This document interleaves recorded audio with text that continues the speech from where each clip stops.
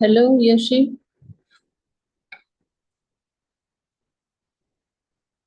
नमस्कार यशु।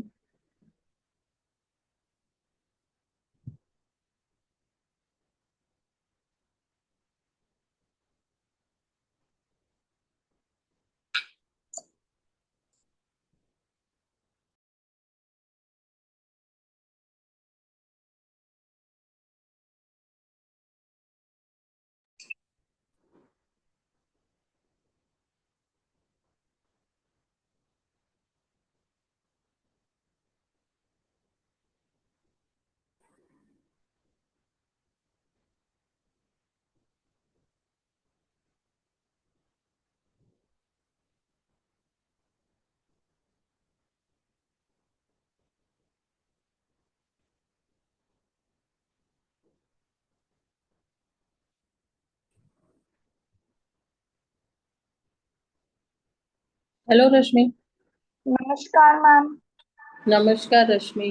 अभी यशी ने ज्वाइन किया था, फिर पता नहीं लेफ्ट कर लिया। दो ओके। मिनट वेट, हाँ 2 मिनट वेट कर लेते हैं, हो सकता है आए फिर से। Okay ma'am. ओके।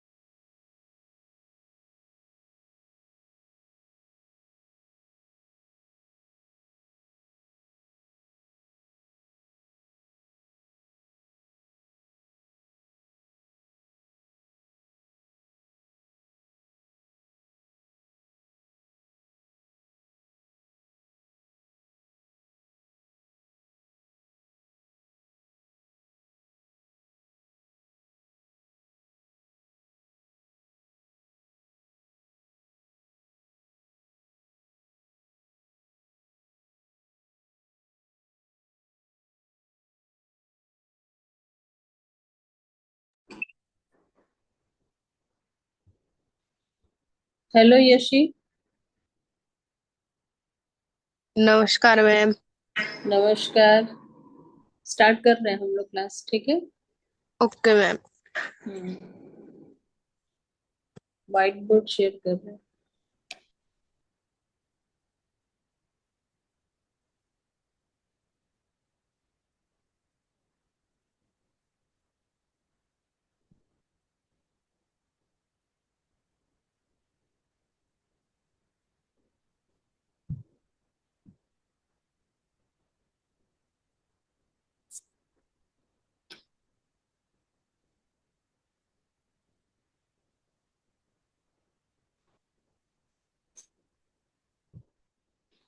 आज हम लोग स्ट्रक्चर ऑफ एटम के बारे में पढ़ेंगे। Yes ma'am. Structure of atom. जब ये पता चल गया कि there are two subatomic particles are present in an atom, means proton and electrons are present in the atom, तो फिर नेक्स्ट क्वेश्चन ये हुआ कि how these subatomic particles are arranged in the atom. इसके लिए explain करने के लिए बहुत से एटॉमिक मॉडल्स प्रपोज हुए, जिनमें सबसे फर्स्ट मॉडल जो है जे जे थॉमसन ने दिया, तो उसका नाम रख हुआ थॉमसन मॉडल। ठीक है, तो फर्स्ट मॉडल हमारा आया जे जे थॉमसन मॉडल। थॉमसन ने कहा कि जो प्रोटॉन्स है, मीन्स पॉजिटिव चार्ज जो है, ये एक स्फीयर के फॉर्म में है, और इस पॉजिटिव चार्ज स्फीयर में जो इलेक्ट्रॉन्स हैं, मीन्स नेगेटिव चार्ज है, वो बीच बीच में इक्वली डिस्ट्रीब्यूटेड है। मीन्स उनका कहना था कि पॉजिटिव चार्ज का स्फीयर है और इलेक्ट्रॉन्स उसमें बीच बीच में डिस्ट्रीब्यूटेड हैं। जैसे कि पुडिंग में अगर पॉजिटिव चार्ज की पुडिंग है और उसमें बीच बीच में ड्राई फ्रूट्स या प्लम जो है लगे होते हैं, उसी तरह से इलेक्ट्रॉन और प्रोटॉन का डिस्ट्रीब्यूशन होता है। ठीक है। तो और उन्होंने ये भी कहा कि जो मैग्नीट्यूड है इलेक्ट्रॉन एंड प्रोटॉन का, मीन्स पॉजिटिव चार्ज और नेगेटिव चार्ज का, अभी किसने ज्वाइन किया? सूर्या। सूर्या, आप लेट आए हैं। नमस्कार मैम। नमस्कार। आज हम लोग स्ट्रक्चर ऑफ एटम के बारे में पढ़ रहे हैं। तो इसमें फर्स्ट मॉडल है जे जे थॉमसन ने जो मॉडल दिया था, अभी जस्ट स्टार्ट किया हम लोगों ने। ठीक है, आप हेडिंग नोट करिए, फिर आगे हम लोग स्टार्ट करते हैं।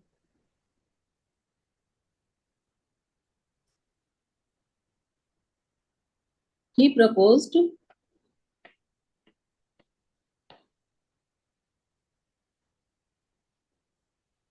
that electrons are embedded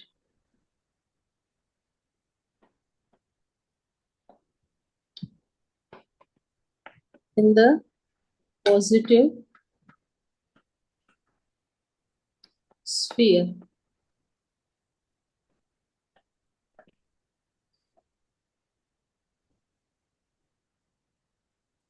similar to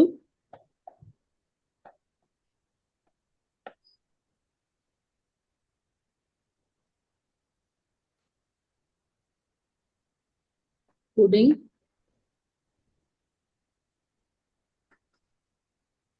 with plum। इसीलिए इनके मॉडल को जो है नाम भी रखा गया कि प्लम पुडिंग मॉडल। मीन्स इनका कहना था, सॉरी,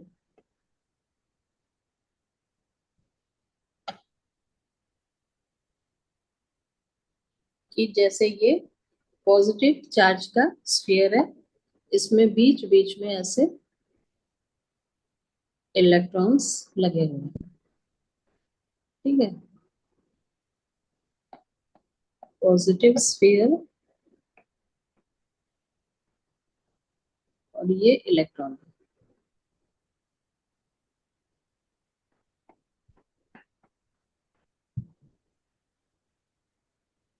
और इसीलिए इस मॉडल का नाम जो रखा गया, प्लम पुडिंग मॉडल। बाद में इसको कंपेयर किया गया वाटरमेलन से भी, कि वाटरमेलन को अगर हम काट दें तो उसमें जो रेड पार्ट है वो पॉजिटिव स्फीयर है, और जो उसमें ब्लैक सीड्स हैं वो इलेक्ट्रॉन है।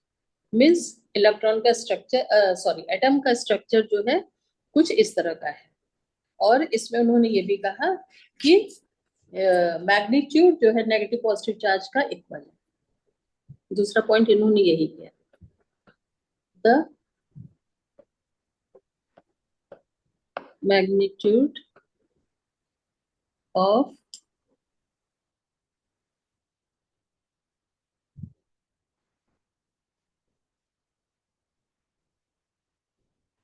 नेगेटिव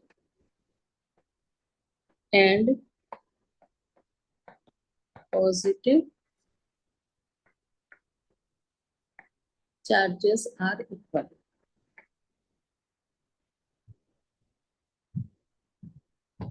और दोनों चार्ज क्योंकि इक्वल है मैग्नीट्यूड में, इसीलिए एटम जो है एज ए होल वो न्यूट्रल होता है। ठीक है, सो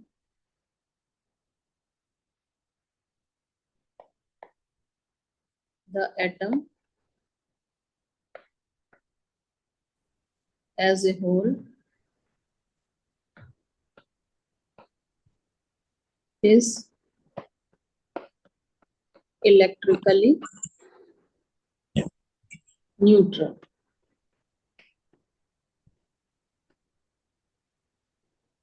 उन्होंने ये एक्सप्लेनेशन भी दिया एटम के स्ट्रक्चर का। अब अगर कोई मॉडल आता है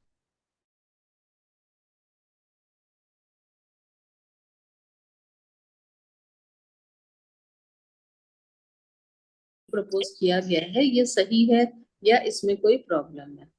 तो एक रदरफोर्ड नाम के साइंटिस्ट थे, उन्होंने एक एक्सपेरिमेंट सेट किया। रदरफोर्ड्स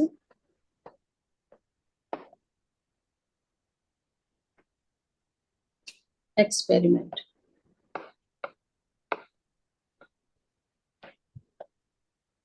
ये जो रदरफोर्ड ने एक्सपेरिमेंट सेट किया, इसका नाम उन्होंने रखा gold foil experiment.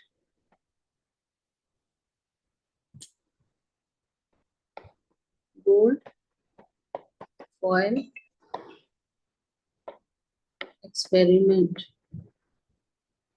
Gold foil experiment इसलिए नाम रखा क्योंकि उन्होंने इस एक्सपेरिमेंट में क्या किया कि एक गोल्ड फॉयल की बहुत ही थिन शीट ली और उस पे अल्फा पार्टिकल्स को हिट कराया।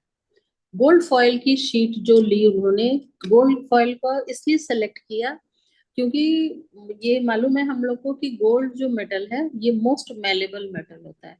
मोस्ट मेलेबल मेटल का मतलब होता है कि इसकी सबसे थिनेस्ट शीट बनाई जा सकती है।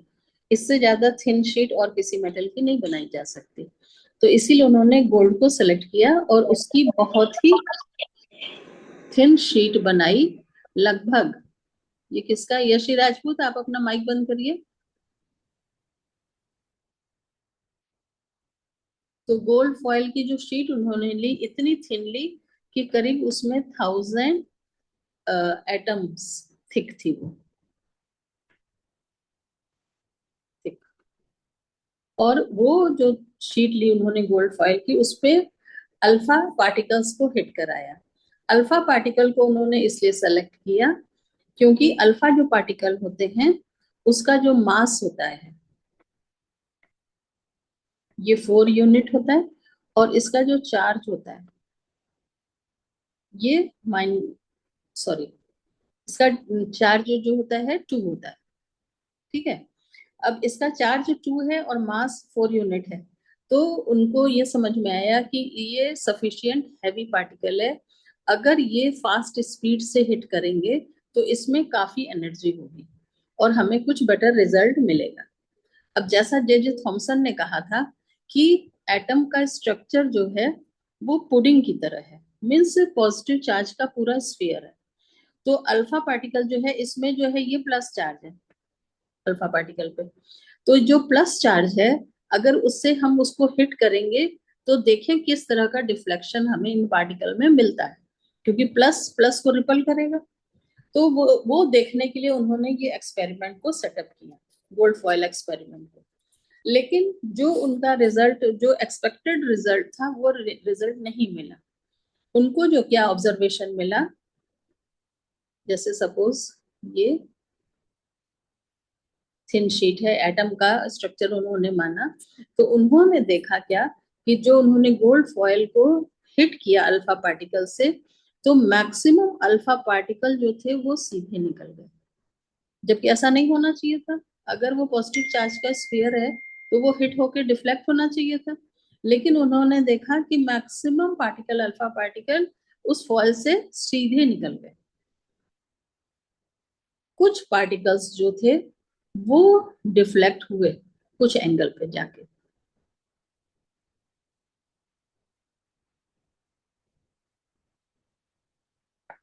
और बहुत कम पार्टिकल ऐसे थे जो बाउंस बैक हो गए, मतलब गए, हिट हुए और वापस आ गए।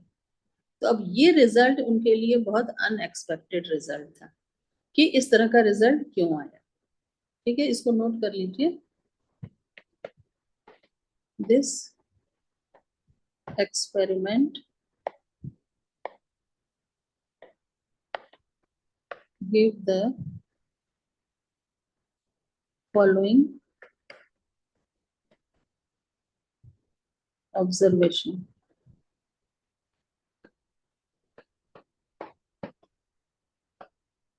First,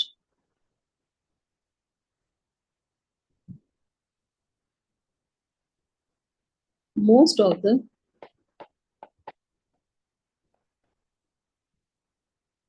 alpha particles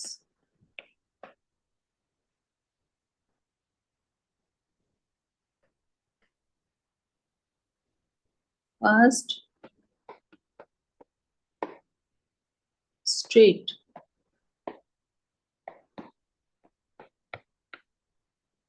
through the foil.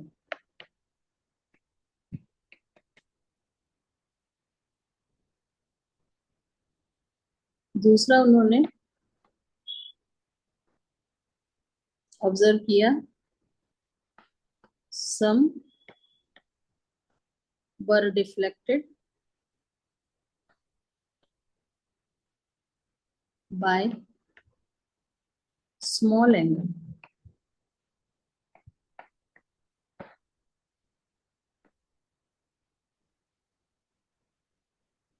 और तीसरा ऑब्जर्वेशन उनको मिला, वेरी फ्यू पार्टिकल्स रीबाउंड हो गए, मतलब बाउंस बैक हो गए, रीबाउंड हुए। अब ये जो रिजल्ट उनको ऑब्जर्वेशन मिला, तो इसकी वजह से फिर अब क्या हुआ कि जो जे थॉमसन का मॉडल था वो इन चीजों को एक्सप्लेन नहीं कर पाया कि ऐसा क्यों हुआ कि मैक्सिमम पार्टिकल स्ट्रेट निकल गए, कुछ पार्टिकल डिफ्लेक्ट हुए और बहुत ही कम पार्टिकल बाउंस बैक हुए। तो यहाँ जो है इन चीजों को जे थॉमसन का मॉडल नहीं एक्सप्लेन कर पाया, तो फिर इसकी वजह से फिर नया मॉडल आया। तो यहाँ पर आप लोग एक लिमिटेशन भी नोट कर लीजिए, क्योंकि कभी भी मॉडल पूछेगा तो मॉडल में क्या था और उसके उस मॉडल में क्या कमियां थी, ये भी क्वेश्चन आता है। तो यहाँ एक हेडिंग आप दे रहे हैं,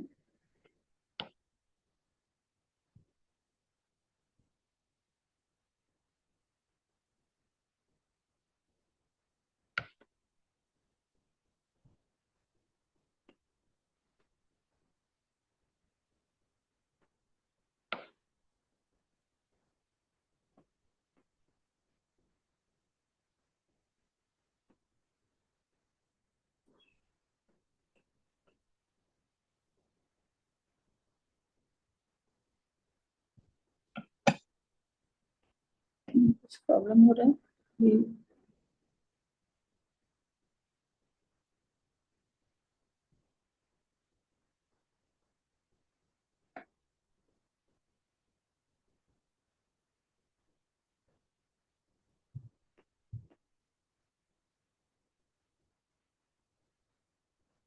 अब सही,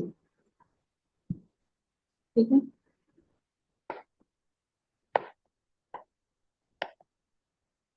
limitations of Thomson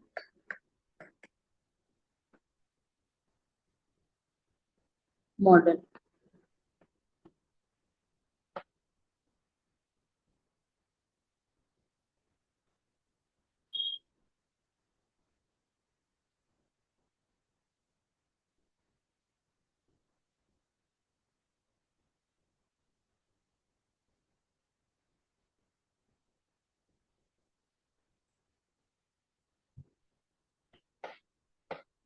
Thomson's model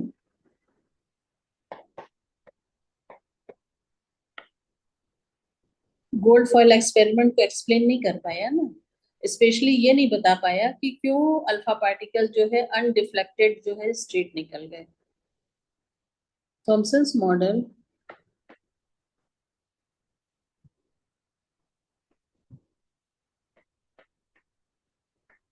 unable to explain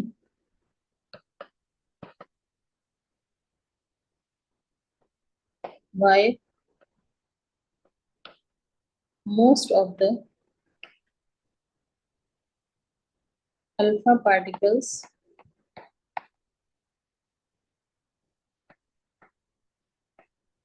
passed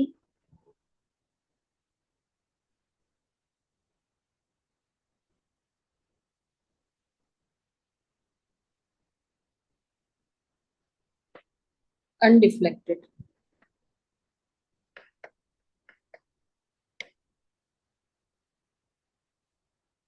और दूसरा ये भी नहीं बता एक्सप्लेन कर पाया कि जो डिफ्लेक्शन थोड़ा हो रहा था, ये जो बाउंस बैक हुए वो क्यों हुआ, है ना।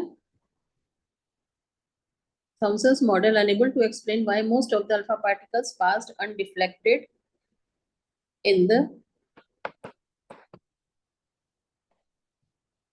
gold foil experiment.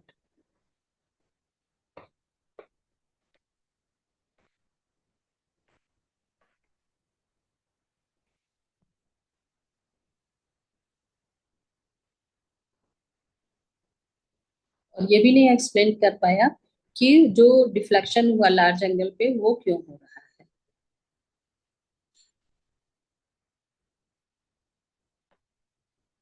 And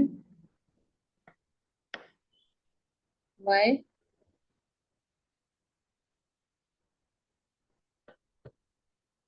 some alpha particles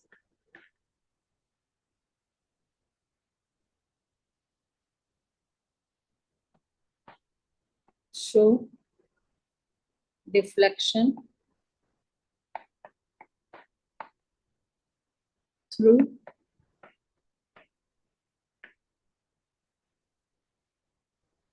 large angle. Means तीन तरह का रिजल्ट क्यों दे रहे हैं वो ये एक्सप्लेन नहीं कर पाए, दो चीजें। ठीक है, तो ये थॉमसन्स मॉडल की कमी रह गई। अब इसके बाद रदरफोर्ड का मॉडल आया, क्योंकि उन्होंने इस बेसिस पे रदरफोर्ड ने एक्सपेरिमेंट्स पे कुछ कंक्लूजन निकाले, फिर उस कंक्लूजन के बेसिस पे रदरफोर्ड ने अपना मॉडल दिया। तो उन्होंने क्या कंक्लूजन निकाला और उन्होंने क्या मॉडल दिया, तो वो नोट आप लोग कर लीजिए।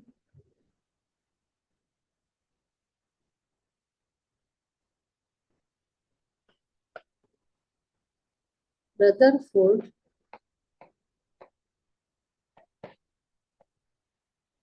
concluded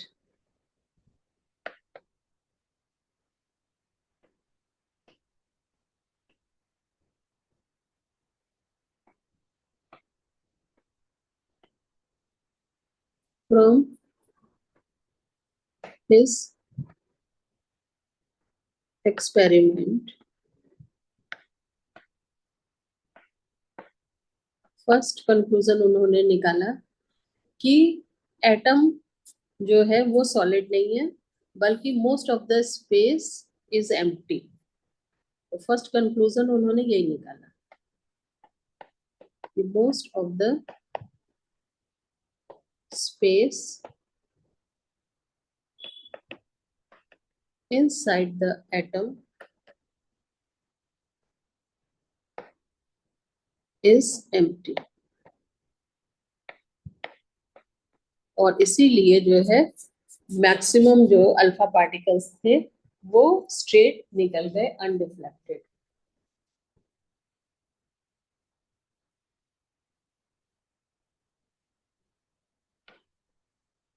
as most alpha particles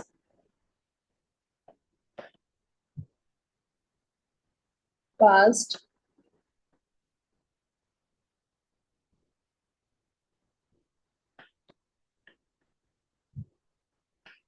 through the gold foil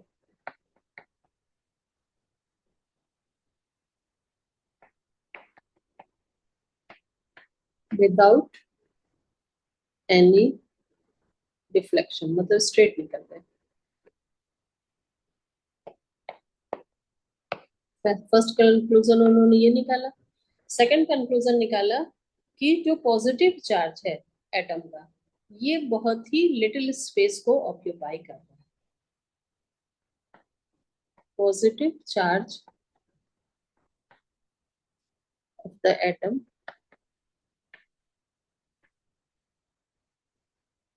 occupies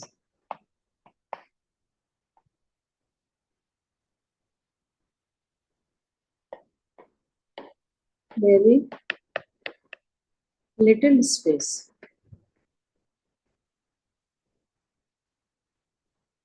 और तीसरी चीज उन्होंने कंक्लूड निकाली कि पॉजिटिव चार्ज जो है पूरा ये ही एटम के मास के लिए रिस्पॉन्सिबल है, और ये जो है उसके अंदर एक बहुत ही कम हिस्से में कंसंट्रेटेड फॉर्म में प्रेजेंट है।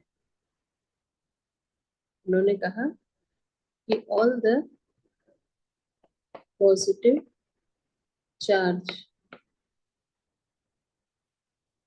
charges and mass of the atom were concentrated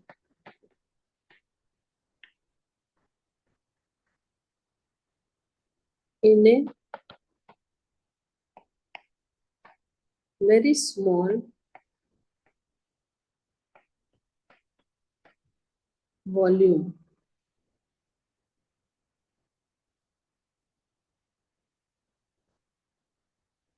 within the atom.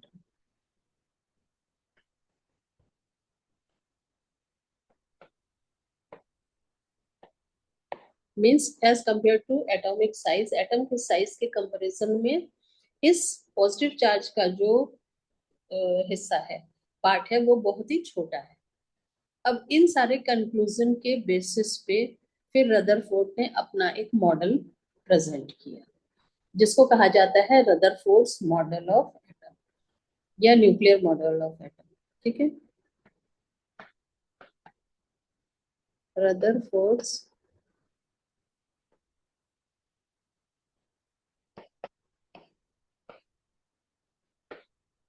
Model आया इसके बाद इन सारे कंक्लूजन के बेसिस पे। और उन्होंने अपने जो मॉडल दिया उसमें उन्होंने कहा कि पॉजिटिव चार्ज जो है वो एटम के एकदम सेंटर में प्रेजेंट रहता है, और उस सेंटर का नाम उन्होंने कहा न्यूक्लियस। तो फर्स्ट पॉइंट उन्होंने यही दिया, there is positively charge center in an atom called nucleus। ये नाम उन्होंने दिया।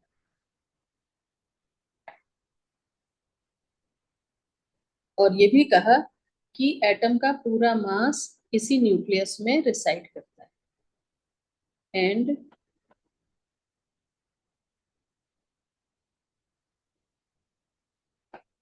all the mass of an atom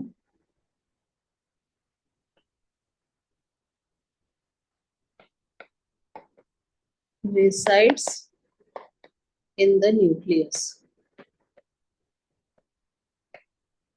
क्योंकि ये पता चल गया था कि इलेक्ट्रॉन का मास बहुत कम होता है, तो बाकी हिस्से में इलेक्ट्रॉन है, लेकिन एटम के मास के लिए रिस्पॉन्सिबल इसका न्यूक्लियस होता है, और पॉजिटिव चार्ज न्यूक्लियस में ही प्रेजेंट रहता है। सेकंड पॉइंट इन्होंने कहा कि इलेक्ट्रॉन जो है इस न्यूक्लियस के चारों तरफ रिवॉल्व करता रहता है in circular path. Electron revolve around the nucleus in circular path।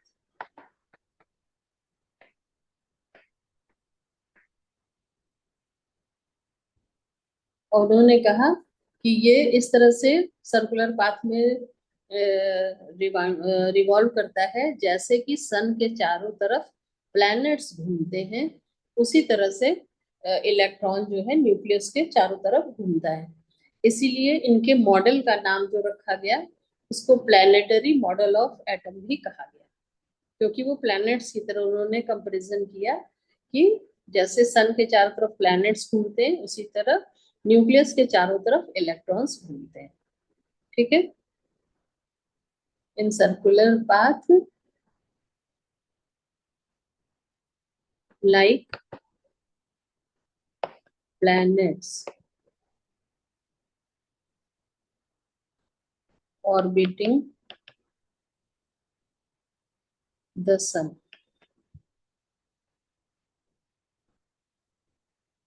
इसीलिए इनके मॉडल का नाम जो है प्लैनेटरी मॉडल भी कहा गया।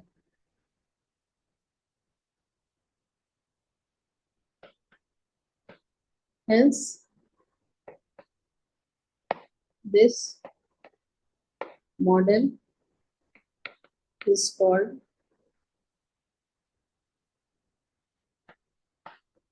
planetary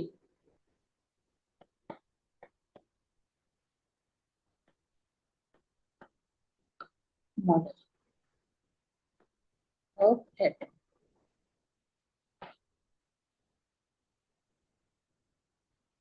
उन्होंने कहा कि यहाँ सेंटर में न्यूक्लियस है और इसके चारों तरफ जो है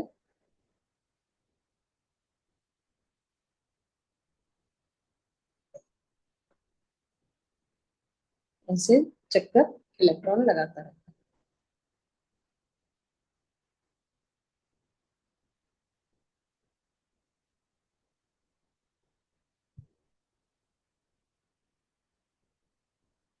एक चीज उन्होंने और कही कि जो न्यूक्लियस का साइज है वो एज कंपेयर टू एटम के साइज ये बहुत ही वेरी वेरी स्मॉल होता है। तो थर्ड पॉइंट इन्होंने ये भी कहा कि the size of nucleus is very small as compared to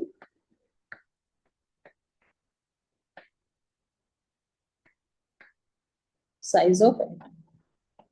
और इसीलिए मैक्सिमम खाली स्पेस रहता है न्यूक्लियस के बाहर का एटम में, जिससे अल्फा पार्टिकल सीधे निकल गए। तो उस एक्सपेरिमेंट के बेसिस में उन्होंने ये मॉडल दिया रदरफोर्ड ने।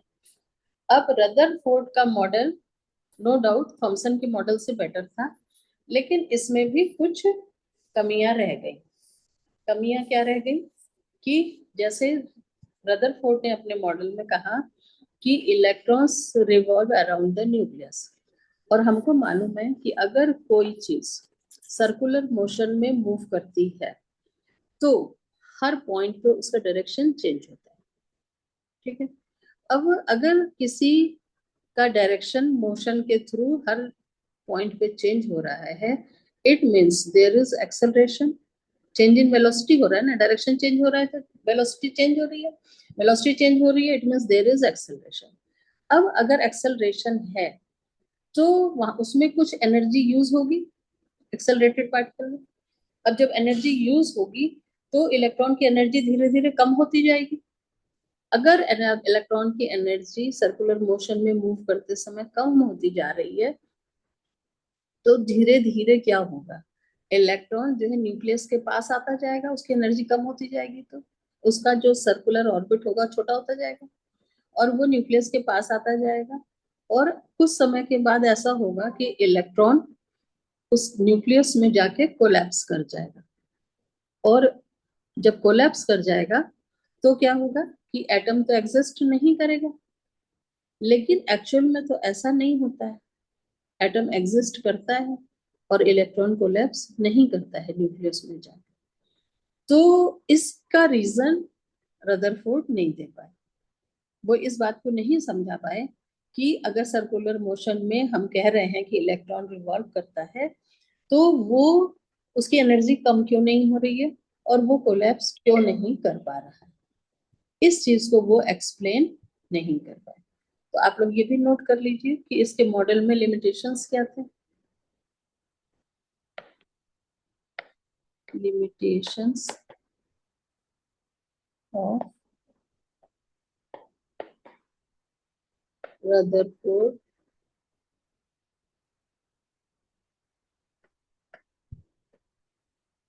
Model.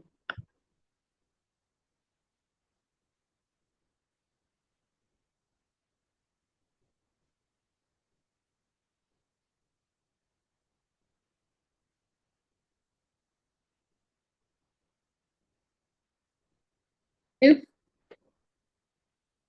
a negatively charged body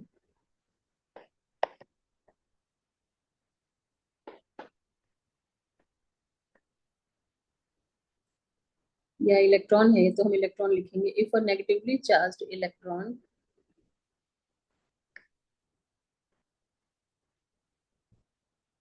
ये सी है,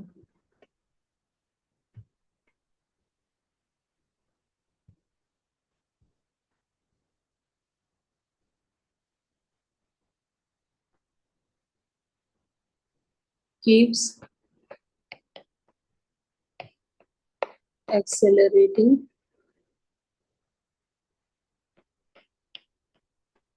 around the nucleus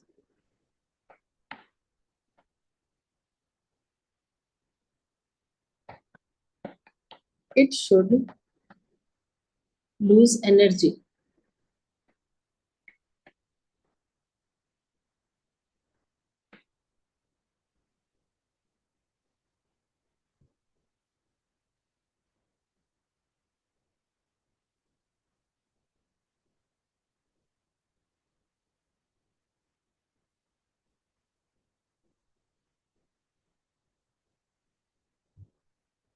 and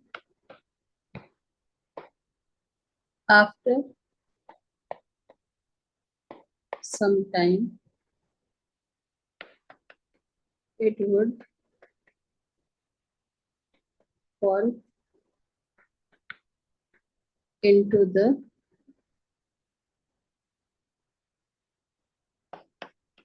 positive charge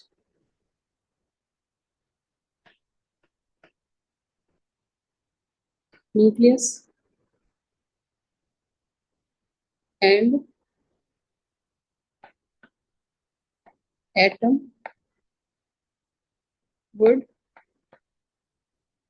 collapse.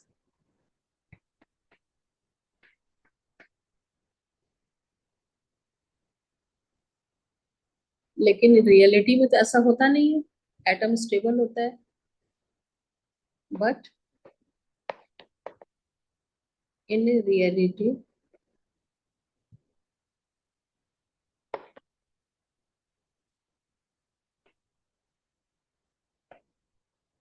Atoms are stable, collapse नहीं करता है।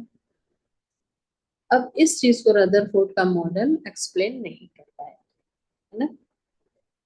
तो जब इस चीज को एक्सप्लेन नहीं कर पाया तो ये बात समझ में आई कि रदरफोर्ड के मॉडल में अभी भी कहीं कुछ कमी है जो इसे एक्सप्लेन करना बाकी है। ठीक है,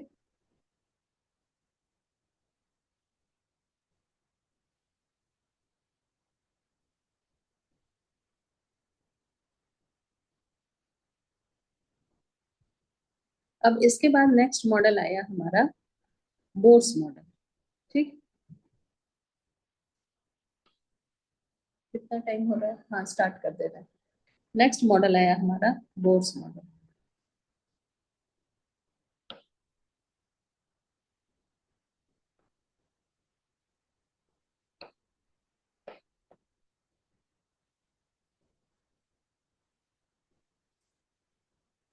बोर्स ने 1913 में ये मॉडल दिया और उन्होंने कहा कि ये बात सही है कि इलेक्ट्रॉन न्यूक्लियस के चारों तरफ रिवॉल्व करते हैं, लेकिन ये जो रिवॉल्यूशन है इनका, जो ये रिवॉल्व करते हैं इन ये एक फिक्स्ड पाथ में, उन्होंने एक नया कॉन्सेप्ट दिया कि जो इलेक्ट्रॉन का मूवमेंट है ये एक फिक्स्ड पाथ में होता है, फिक्स सर्कुलर पाथ में होता है। और उन्होंने इस फिक्स सर्कुलर पाथ का नाम भी दिया कि ये स्टेशनरी स्टेट में रहते हैं। और मतलब इस पाथ का उन्होंने नाम दिया कि इसे हम ऑर्बिट कह सकते हैं या शेल कह सकते हैं या स्टेशनरी स्टेट कह सकते हैं। और ये जो फिक्स्ड पाथ है, जो ऑर्बिट है, ये इसकी एनर्जी फिक्स होती है और जब तक इलेक्ट्रॉन उस फिक्स्ड ऑर्बिट के अंदर चक्कर लगाता रहता है उस समय उसकी एनर्जी में कोई लॉस नहीं होता है। मीन्स न तो वो एनर्जी को गेन करता है न एनर्जी को लॉस करता है जब तक उस फिक्स ऑर्बिट के अंदर चक्कर लगाता रहता है। और अगर वो एनर्जी, और इस तरह के कई एनर्जी लेवल होते हैं एटम के में, और जो सबसे न्यूक्लियस के पास वाला एनर्जी लेवल होता है उसकी एनर्जी सबसे कम होती है। जो इलेक्ट्रॉन फर्स्ट एनर्जी लेवल में चक्कर लगाता है उसकी एनर्जी भी सबसे कम होती है। इसके बाद जो सेकंड एनर्जी लेवल होता है, जो न्यूक्लियस से दूर जा रहा है, तो उसका एनर्जी लेवल फर्स्ट वाले से थोड़ा ज्यादा होता है। उसके बाद जो थर्ड एनर्जी लेवल होता है उससे उसका ज्यादा होता है। फिर इस तरह से सो ऑन होता है कि जैसे जैसे हम न्यूक्लियस से दूर जाते हैं एनर्जी लेवल बढ़ता जाता है। तो अगर इलेक्ट्रॉन एक एनर्जी लेवल से दूसरे एनर्जी लेवल में जाना चाहता है या जाता है, तब there is a change in energy.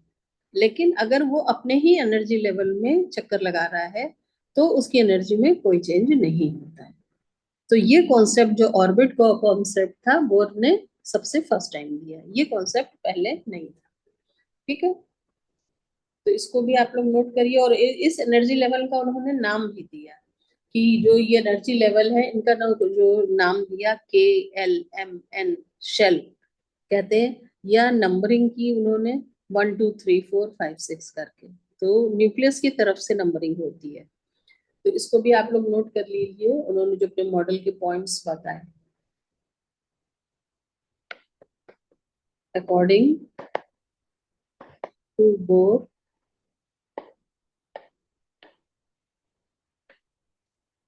First point उन्होंने कहा कि इलेक्ट्रॉन्स रेंडमली मूव नहीं करते। Electrons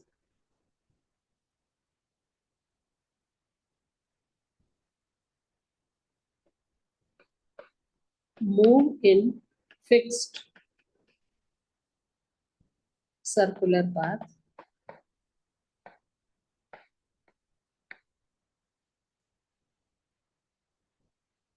called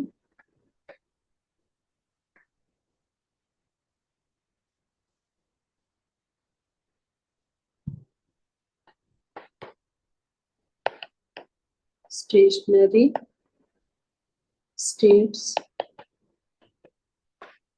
orbit।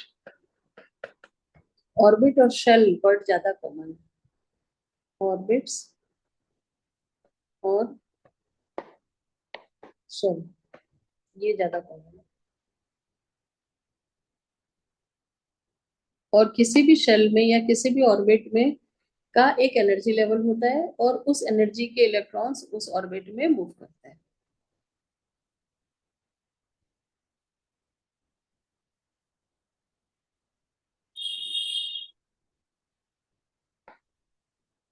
In each shell an electron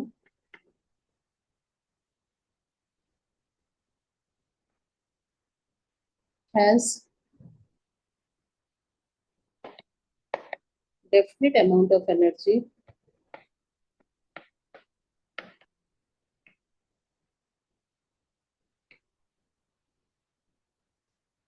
इसीलिए इनको एनर्जी लेवल भी कहा जाता है। ठीक है, सेकंड पॉइंट है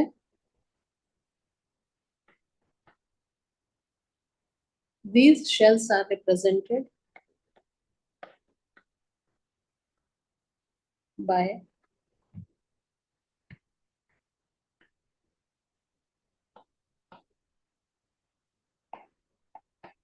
letter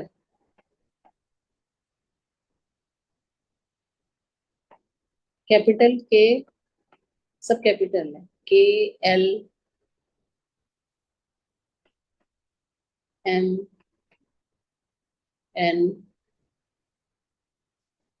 ऐसे आगे तक जाता जाएगा, है ना। या एनर्जी लेवल जब हम कहते हैं तो नंबर से भी कहते हैं, numbers N is equal to 1 2 3, ऐसे ऐसे नंबर से भी करते हैं।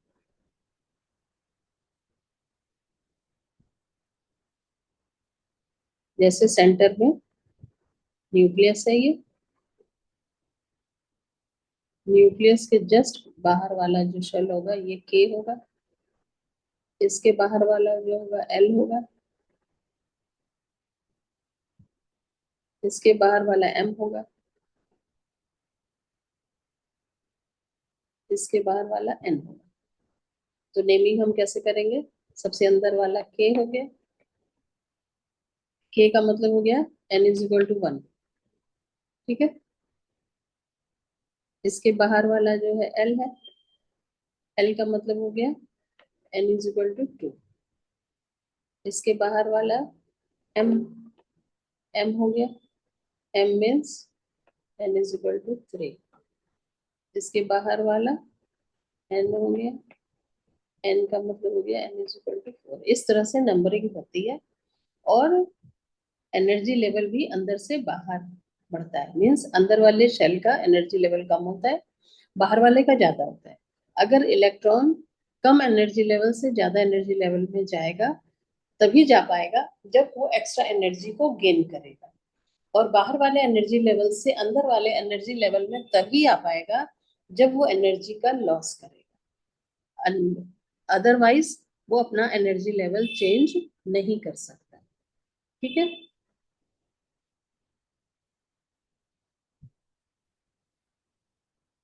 तो नेक्स्ट पॉइंट है हमारा, जब इन एनर्जी लेवल में वो इलेक्ट्रॉन मूव करता है तो उसमें एनर्जी का लॉस नहीं होता। ये इंपॉर्टेंट पॉइंट है। while moving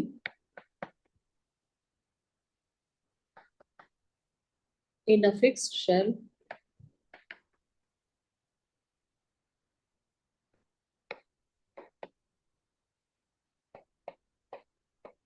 an electron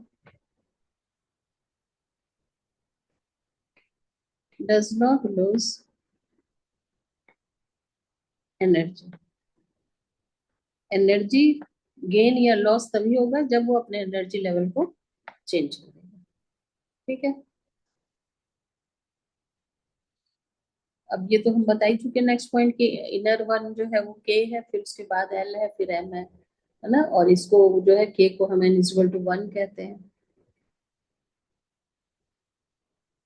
ये नोट कर सकते हैं, the energy of these levels increases as we move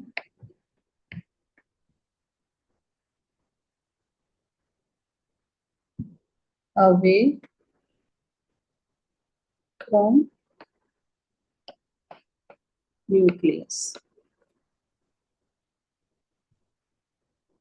ठीक है, और एक चीज उन्होंने और भी कही कि हर एनर्जी लेवल में नंबर ऑफ इलेक्ट्रॉन की एक लिमिट होती है, उससे ज्यादा इलेक्ट्रॉन उस एनर्जी लेवल में नहीं रह सकते। मीन्स हर शेल में, each shell can hold only, इसके लिए उन्होंने फॉर्मूला भी दिया कि किस एनर्जी लेवल में मैक्सिमम कितने इलेक्ट्रॉन रह सकते हैं। Each shell can hold only sorry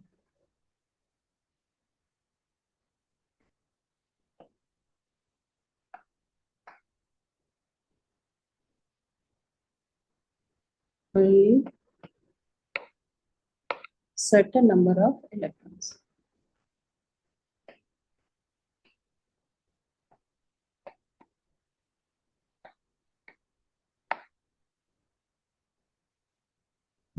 इस बेसिस पे उन्होंने अपना मॉडल प्रेजेंट किया। अब जो उन्होंने इसके बाद भी इसमें कुछ लिमिटेशंस आई, तो एक और मॉडल इसके बाद आया था क्वांटम मैकेनिकल मॉडल, वो आप लोग हायर क्लासेस में पढ़ेंगे, अभी आप लोग को कोर्स तक ही पढ़ना है। ठीक है, अब इस पे जो डिस्ट्रीब्यूशन उन्होंने, अरे टाइम बहुत ज्यादा हो गया क्या, सॉरी, मीटिंग एंड कर रहे हैं, फिर हम इसका जो डिस्ट्रीब्यूशन ऑफ इलेक्ट्रॉन हम लोग नेक्स्ट क्लास में पढ़ेंगे। Tomorrow is the physics class. ठीक है, ओके, मीटिंग एंड कर दे, ये नोट कर लिया सबने? नमस्कार मैम। नमस्कार मैम। ठीक है, नमस्कार, बाकी सबने नोट कर लिया? Yes ma'am. नमस्कार मैम। नमस्कार यशी, यस मैम। नमस्कार, नमस्कार, मीटिंग एंड कर रहे हैं।